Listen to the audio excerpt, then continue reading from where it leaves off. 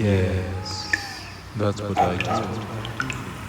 I reflect on my lakes, my ponds, my oceans, my ponds and my rivers, the ceiling.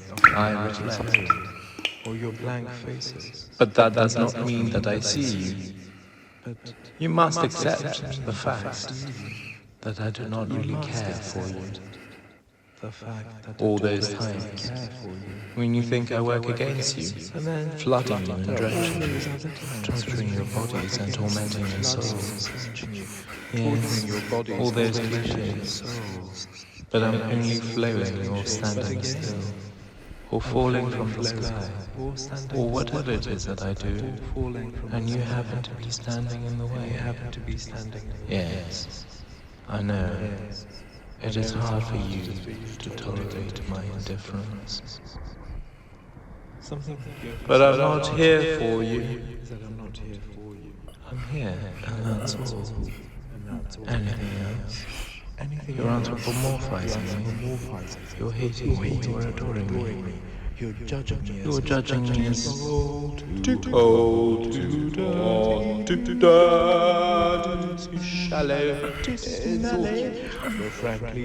This is cute, but frankly irrelevant. You are all an unintended consequence of my being here.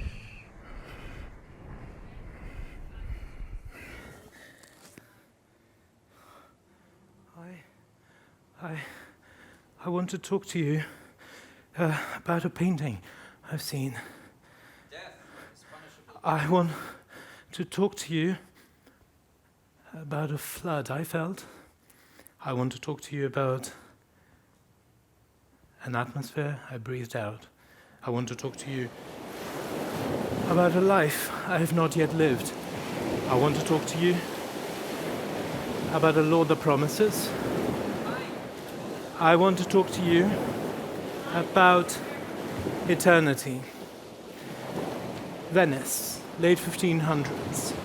A contract is signed between the most renowned painter of the Venetian Renaissance, Tiziano Vecellio, and the Franciscan brothers of the Church of Santa Maria Gloriosa dei Frari.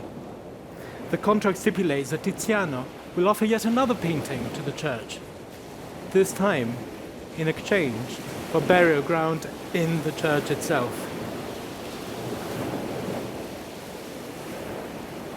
Tiziano's offering is sealed with a contract that must have stipulated the topic of the painting, the dimensions, the material, and its eventual location in the church itself, which was decided to be the crucifix altar.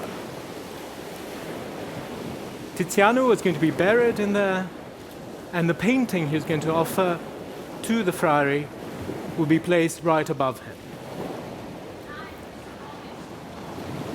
Tiziano opts for pietà. The Frari agree. Pietà, pity, piety, or mercy, is the accepted term for the soothing and tender depiction of the Virgin holding the dead body of Jesus in her arms after his dispossession from the corpse. The term originates in the Byzantine iconography of Imago Pietatis, the man of sorrow. It was subsequently popularized in Michelangelo's Pietà statue, as you all know, a soothing, tender moment of care and eternal promise. Upon seeing the painting that Tiziano produced, the Frari recoil. This is surely unfinished. Tiziano has used his fingers rather than brush, and he created this impasto, which was too coarse for conservative Venice. But the cardinal sin is this. What he produced was not a pietà as understood at the time. A pietà was part of the constructed political, aesthetic, and religious atmosphere. Everyone knew what it was and how they're supposed to feel when they're approaching a pietà. They're supposed to be guaranteed the eternal life. The eternal life. When you see pietà, you guarantee eternal life. Nothing soothing or no divine No? Nothing? It is such a bore when you try to impose your sense of rhythm on me. Ebb and flow, streams and currents, waves and tsunamis, as if they were human syncopated breaths. I can barely hear them. You really should try to understand. Shallow, I can barely hear them. You really should try to understand that my breath is not of your life, my breath, or of any life, is time. But okay, you cannot conceive this. Let's focus on your planet, that hydrospheric apparition on stilts, in the great hall of cosmic gossip. Even then, you think of me as percentages. Oh wow! So much of the surface of the earth is water. No, really, so much of a human body, eye-rolling stuff. Just shut up. Shut up. It's deeper and more cavernous than your deepest history. My breath is caught in the rattle of a dying sun, hidden under strata of a geology that ignores you, deep in the center of what you call your planet, and with whose body you will never manage to sleep.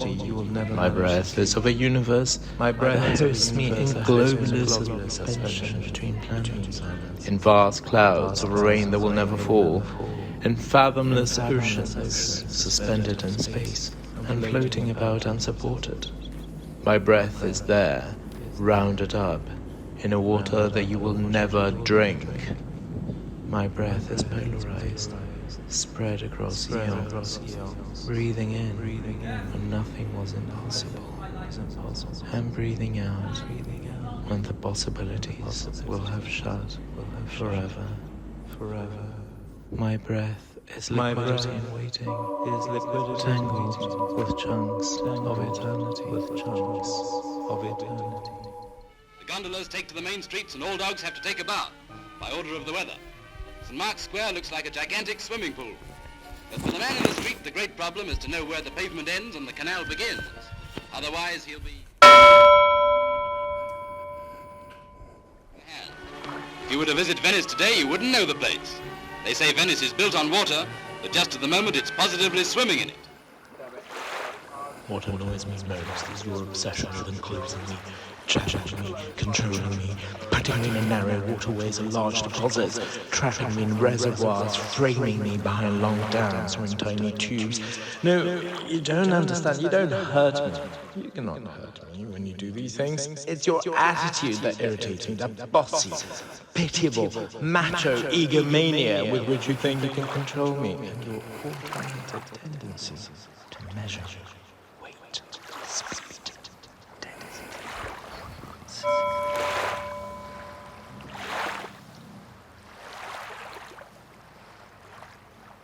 Titian's Pietà is dark, sparse, haunting. The vanishing point of the painting is neither Christ nor Virgin, but Titian's reference to majestic apses previously painted by Giovanni Bellini, his master, his teacher, and of course one of the most famous Venetian artists. But Bellini's apses are serene, bathed in this golden light of St. Mark's mosaics. Titian's apse is a dark, tomb-like, empty awning. His sacred conversation is a howl. The apse takes us to a different eternity. No longer Bellini's limpid, luminous faith in a crystal clear future, but a space filled with the dread of death. At the time, Venice is being ravaged by the plague. My breath carries your death. The plague eventually kills 1/3 of the population of the city. Tiziano, of already advanced age, paints his Pietà as a plea for mercy, for pity, for Pietà. But where is the Pietà here? What Tiziano made did not fit in the atmosphere of aesthetic and religious beliefs. His painting breathes a different air. The church never honors a contract. The painting is never hung in the Frari church. We share a single planetary atmosphere. I breathe your breath. Emotions and senses are not solely human prerogatives, but planetary ones. This is the question of the weather, an institutional affect, both anthropic and planetary. planetary atmosphere is political. It is a seductive totality, a force of attraction that does not let bodies escape. We are pawns of vast atmospheric processes, yet these atmospheric processes rely on our complacent and complicit desire to be part of them. Atmosphere attracts and destroys at the same time.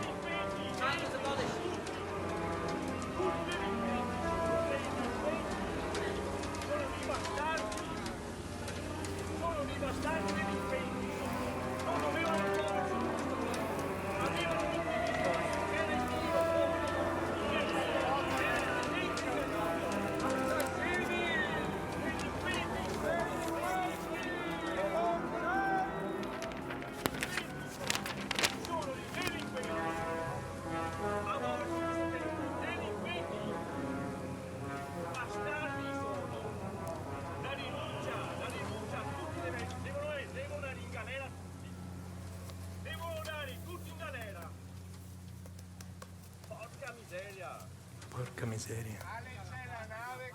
Porca miseria. Porca fucking miseria. The weather patterns that have caused the Adriatic storm surge have been driven by a strong meridional waving jet stream across the northern hemisphere. This has fed in turn a conveyor belt of low-pressure systems into the central Mediterranean. One of the possible effects of a changing climate is that the jet stream will be more frequently meridional, and blocked weather patterns such as these will also become more frequent. If this happens, there's a greater likelihood that these events will combine with astronomical spring tides and hence increase the chance of flooding in Venice.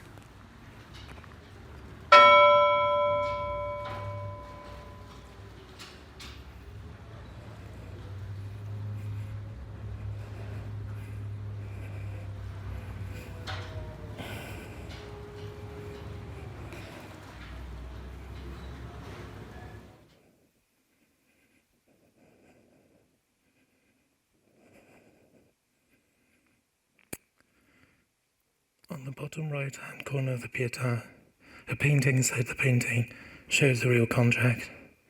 Tiziano has included an ex-voto, a votive image depicting two men, one aged and one younger, praying to a hovering Pietà. The two men have been identified as Tiziano and his son, Orazio, whom Tiziano expected to take over the workshop after his death. The ex-voto is a contract with death. By including it on the canvas, Tiziano converts the whole painting into a votive Pietà. This insertion charges and changes the whole atmospherics. Tiziano shows he only allows one source of light at the bottom right corner of the painting, exactly where the ex-voto lies. The painting is structured along this luminous diagonal. The bodies of the saints, the statues, their glances and hands are all aligned to this one perspective. Bodies stand still. It is Tiziano's ways of asking the plague to pity him and his son. It is his real and final contract with death, the plague, extinction. But can we negotiate the terms of our contract with extinction? Oh, yes. Yes, we can. We are powerful, white, heterosexual men. From Plato to Descartes to Hegel, atmospherics work on the basis of an engulfing, as Denise Ferreira da Silva puts it, of the colonized subject into the vast interiority of the supreme spirit. This is a production of the transparent eye of Western philosophy, the knowing human subject, not defined by exteriority, but by himself. These thought processes feed the fantasies of the self-sufficient, self-regulated I, and they turn the gendered, racialized, sexualized wait, I get it now. into bestialized instruments for the soul of maintaining the atmosphere. From demigods of the delusionary type, you want to become fully ballooned gods. Okay, I suppose it makes sense. What else is left for you anyway? You lose everything you think you have. You move from diffusion to density to diffusion again so quickly that you kind of need to be pinched hard in order to realize that your molecules, well, my molecules, have now taken up a shape that allows you to understand your own end. So, is that what life is? A hard pinch and then vanish? Well, not entirely. The hard pinch is your problem. You need to decide what you want to do with it. But vanish, you don't. You become me. You turn into space and time, folders in a measureless community of atoms. You liquefy. You might not know when or where your body ends, but it's more fun that way, believe me.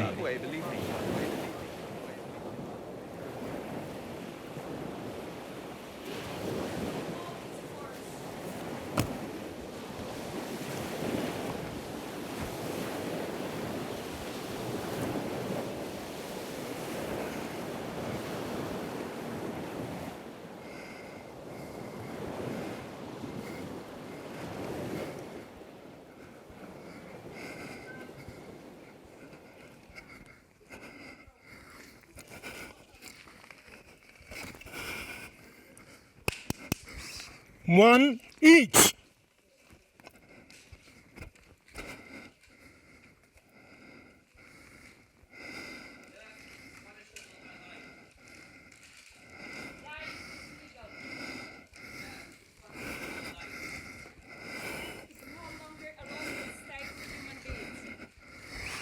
Fill in your contracts, please.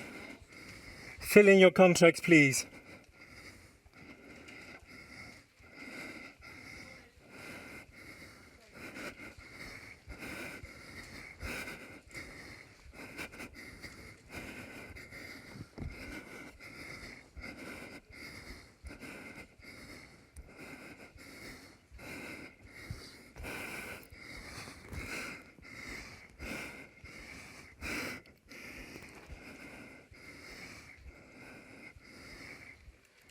You have 1 minute. Please tell us what is important for you. What would you sacrifice? How would you react to the Faustian moment? Just give it a go. Life is eternal. Death is punished by life. Time is abolished. Death is punishable by life.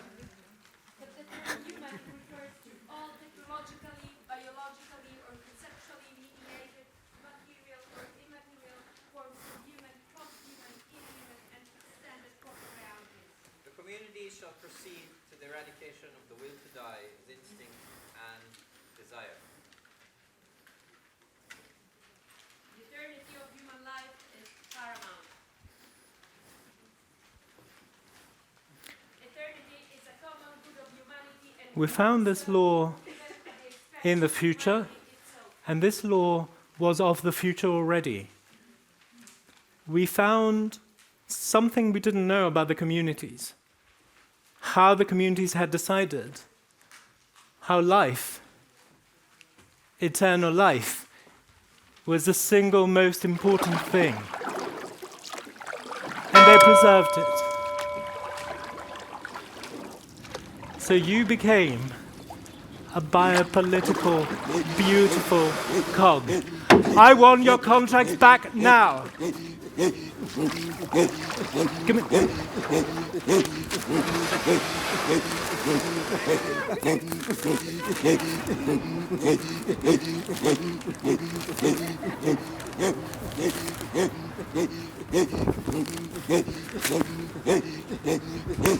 Come on! Come on, come on, come on!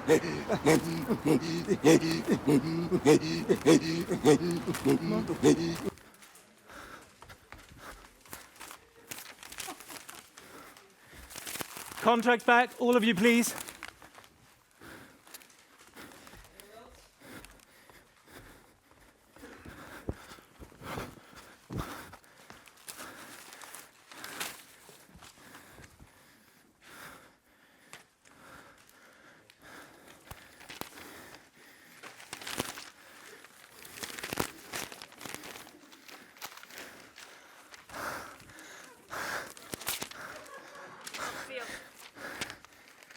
Who didn't feel it?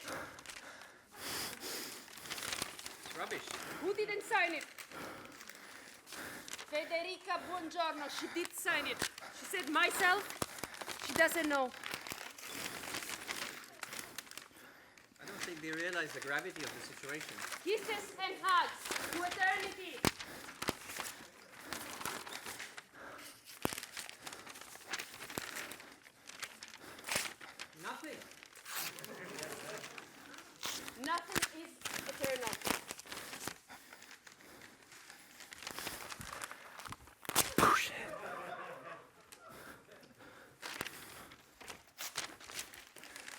silent. You are scared, huh? You didn't sign it. Ah, here's a good one. No, I found a better one. Technology of social media. Seriously, give up already. This plebeian wants unconditional life. Mr. Menke? I don't get it. What's that? I don't get it. What's that about? Unconditional life, sacrificing for its own. I don't get it. I don't get it. Material, timeless, cost. Look, we have a conceptual here. Conceptual artist. Nice, nice. Love it. Love it. Fucking love it. Okay. Shh. Disappointing.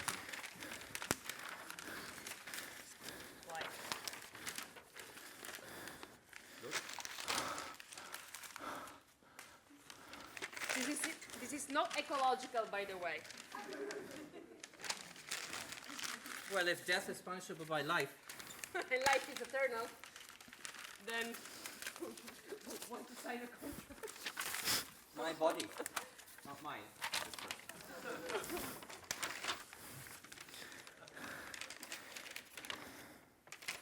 Yes. Yes. Yes, We keep this.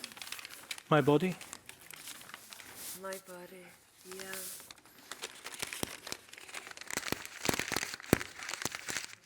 A poet.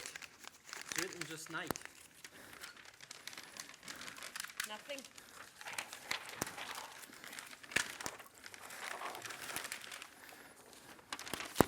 Maybe they need a pen. Right? Maybe they needed it. Or write with their blood.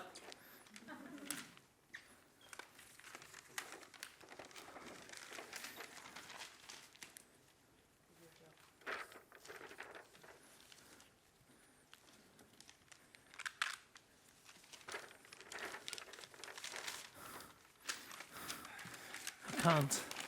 I can't. I can't.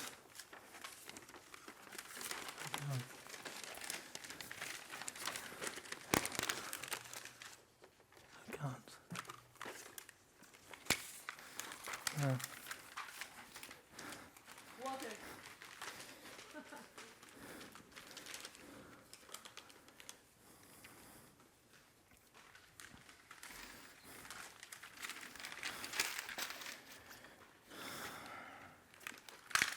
This is the last time.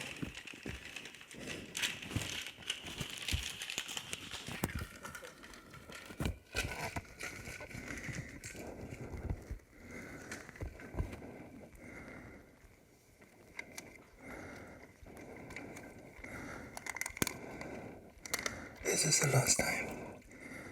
I promise. No more. It's okay. Μάρτι μου, μη με κάψεις. Μάρτι μου, μην ανθίσεις. Δεν θέλω να γίνεις τίποτα. Μην αφήσεις τον ήλιο. Καρκίνος. Μάρτι μου, προστάτεψέ με από το Μάρτι μου.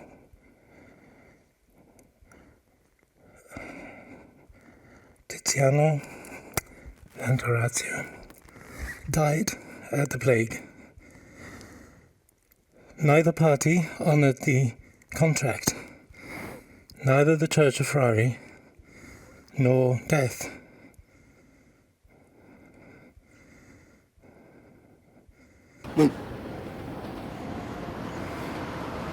(1953) Love Canal, Niagara Falls, New York.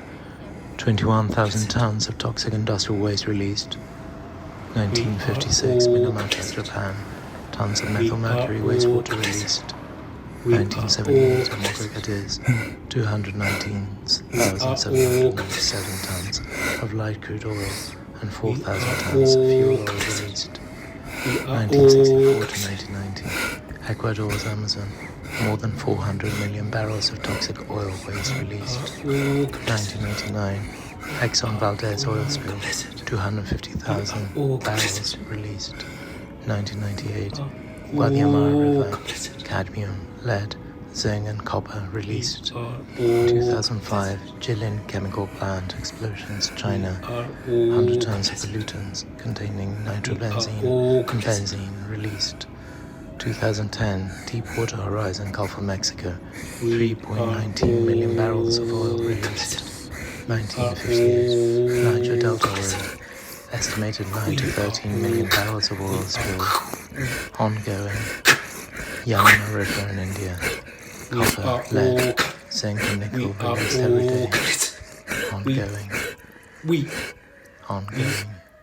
We are all curated. We are all drenched. You are screaming in hydropathic paroxysm, soaking in irreversible saturation. No one is privileged anymore. No prior invitation can save you. Our bodies are intertwined for good, and you will henceforth strive to balance on my surfaces, cityless, humanless, prideless, scaleless, breathless. And please, no more dramas of the Edenic type. It's been ages since the last apple was sold in the night markets of your drowned cities. So please, don't start imagining bad daddies expelling you from the kindergarten. It's all you, shoving and pushing, cramming the gates as if you hadn't caused enough trouble. It is done, and there shall be no seconds.